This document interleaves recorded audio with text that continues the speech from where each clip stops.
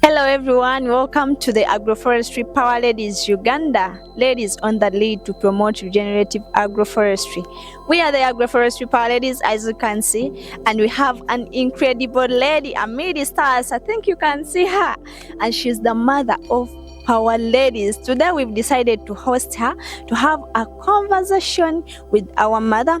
She's going to be sharing with us how she got into regenerative agroforestry, because she's really an incredible lady and she's inspiring us each and every day. Hi, Mommy. Hello. We are so glad to have you here. It's your first time at our channel. We are so happy that we are having you, Amidi Stars. Oh. All right. At this moment, I would like you to introduce yourself to the people who are seeing and the people who always watch our channel and our videos. I'm Aidah Kachala from Malawi. I'm a farmer, basically into animal and goat farming. And in my farming, I also integrate into regenerative agroforestry, basically into fodder protection. Okay, Mama Aidah, our mother, the mother of regenerative agroforestry, the mother of Power Ladies. We are so proud to have you here on our platform. We are so happy to be with you.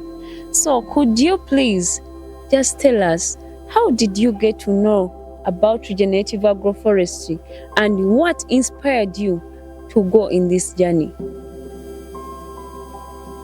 I have this interesting story to tell. Before I came to know regenerative agroforestry, I was working in different organizations in Malawi, and it happened in the course of my work that my husband procured a land in Chikwawa, that's the southern part of Malawi. It's a dry land. Me and my husband were just excited to start this farming of animals. Then we erected the buildings, everything was set. We follow our goats and cattle with zero knowledge. So there was this particular day whereby I was at home, because from where I live to where my farm is, it's a 2-hour drive. And on this particular day, the boy called me. He was telling me that one of the bull, which I regarded to be one of the parents in my stock, got sick. Yeah. Yes. We have a parent stock, the male winner, the female winner. These are like you children. He told me that the bull is sick. Then I said, okay, I'm on my way coming. You can imagine 2 hours drive. Oh. Yes, on my way, like after an hour drive, he called me again saying that the bull is dead. I said, So it was sad. so painful. Then I said, what happened? He said, we don't know.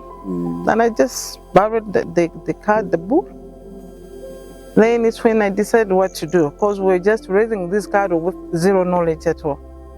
Then I engaged the vet officer from the district where my animals are, Chikwawa, by the name of Shimumelomon, just to teach me some basics concerning animals. Then he accepted. We ran, can I say, the course of training for almost 4 months. Okay.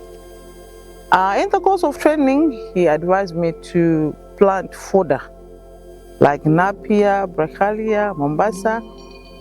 And I said, okay. Because where we are, we have a challenge of fodder. During the drought season, we only have the browns. There's no green fodder.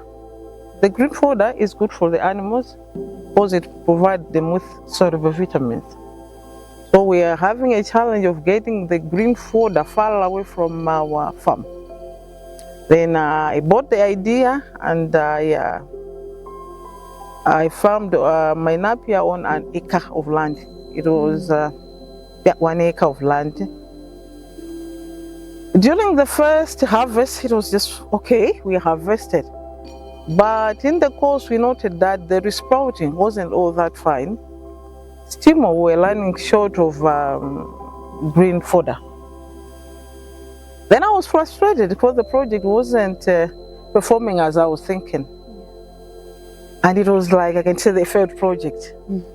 I didn't know what was happening because by then I didn't know anything about agriculture. As I said earlier, I started with zero knowledge. Yeah. Yes, it was fodder alone in the field of an acre of land. It was a mono. Monoculture. Yeah. A monoculture type of farming. Yeah. Then though, this other day, I was just fobbing on the Facebook. I came across a picture of a certain young man by the name of Desire Mchere. He works with Mitongwe Woodland Reserve in Malawi, that's in Ncheu Kasinja. And I texted him because I was much interested with the way how things were looking on his picture. And by seeing his name, I knew that this should be in Malawi. But still I was doubting because of the scenery of the picture. I said, is this really Malawi? Then I texted him to ask him for his number. Then we start engaging. Then he said, okay, he and Mitongwe started to tell me about the agroforestry then. By then that was 2023, if I'm not mistaken. Then, but the way how he was explaining to me, it was hard for me to pick it up because he was saying, we plan the things together, you know. And I said, it's unbelievable. I said, I have never seen such of kind of farming. Yeah. I've never heard that is not seen. I've never heard this type of farming. Then I was interested. I said, so what can I do to learn this? Said, okay, here at our organization, we provide the training session. Then I said, okay, when time comes, please let me know. But it happened that this other month, I went to my home village, Katabe, that's the northern part of Malawi. When I was coming, I passed through Mitongwe. I said, okay, Desire, this is my chance. I would love to see what you've been telling me on the phone. Then he said, you can come. Then I visited Mitongwe Woodland Reserve. I couldn't believe with my own eyes that things were closely planted together, like there was a banana, there was lukina, there was cassava, papaya, so many things planted together. When they are all surviving. They were all thriving very well. Yeah. But then I was with my husband and they had their separate medicinal garden. To my surprise, my husband fell in love with the medicinal garden. That's to my surprise. But I love their fruit garden of papaya and residia. As you know that I'm a mother. Yeah. I'm a mother. I was thinking in terms of food for the family. Then that was March 2024. I lost my bull and again my napier, so I was just frustrated. That's the reason why I didn't take any step. I was just, let me wait and see how life is going to unfold, the life of farming. But it's already a good step that you got connected to the man through the phone. So fellow youth, that's one way we can use our phones effectively, you know. You see, she got connected to that gentleman through the phone. So as we are watching our TikToks and what, let us spare some good time to use our phones effectively. You never know, it may change your life. Yes.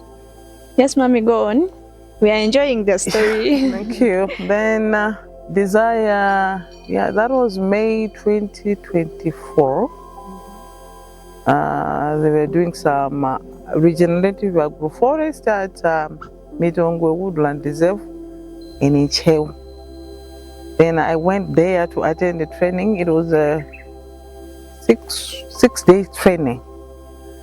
And it was very interesting the way how the facilitators, by then the facilitators were lowland fruitage. It was lowland only by then. Yeah, he taught us so many things regarding to the agroforest. After training, I went back home. I told my husband. But with this pain of failed projects about my napier field, I said, okay, we've been taught that sometimes it's good to start small. Looking at an acre 70 by 70, I said, I shouldn't challenge myself to start on my 1 acre land. I can start small. Okay. But you're talking more about like, I went with my husband, we did this, my husband this. Is your husband a farmer, or he has interest in farming, or you were just pulling him that you come and you go? It's very interesting because now I happen to realize that my husband is a farmer. He hides. He's a farmer, but most of the time he hides. But when the problem occurs, he's there to give out solutions. That's when I've realized that now he likes farming, even though he's not into 100%. Yeah. So, Mommy, after the workshop and meeting Roland, and also the inspiration from Desire, you have gone back home. What did you do next? Okay, as I've said earlier, I attended my training for 6 days, and I was much in love with what I learned there and what I saw. Because on their plot, things were planted closer together, and there was a variety of plants in their field, which one wouldn't imagine. Then I decide that when I go back home, I need to resurrect that abandoned project of Napier. So seeing a lot of things, yeah, working together, and you're like, I have to do this. Yeah, I have to do this. Now I have a full knowledge of how my field is going to work, because of the information, because of the knowledge which I learned from Mitonge, and after seeing their garden. Sometimes we learn through seeing, because there is a say that seeing is believing. Yes. Yes. By just telling a person that you can plant at a short distance, you can plant so many trees. No, that's not. Somebody can say that's not acceptable. Yes. Because we usually plant things in a space, we don't compact them when planting. Yes. Planting, that is. So when I went back home, I started my little project of Napier, since I'm an animal farmer, on a piece of land. It was like 15 by 35 meters. There, I said, okay, I should plant Napier as, can I say, my main crop? Yeah, since I have animals. A lot of portion is occupied with Napier. Then on a tree line, I said, since I'm at the farm, I have some boys and their families. I think I can incorporate some things that they can eat after they've matured. So in a tree line, I incorporated papaya. I planted papaya, banana. I planted cassava. I planted beans. I planted maize. Yes, these things were planted on an area of 1.2 meter by 15. That's a tree line. So you can see the compact of the fruits and the varieties of things which were planted in there. I also planted aubergine. Yes, those are the things which I planted. Okay, so and in comparison with my fertilized plants. Yeah. Yes.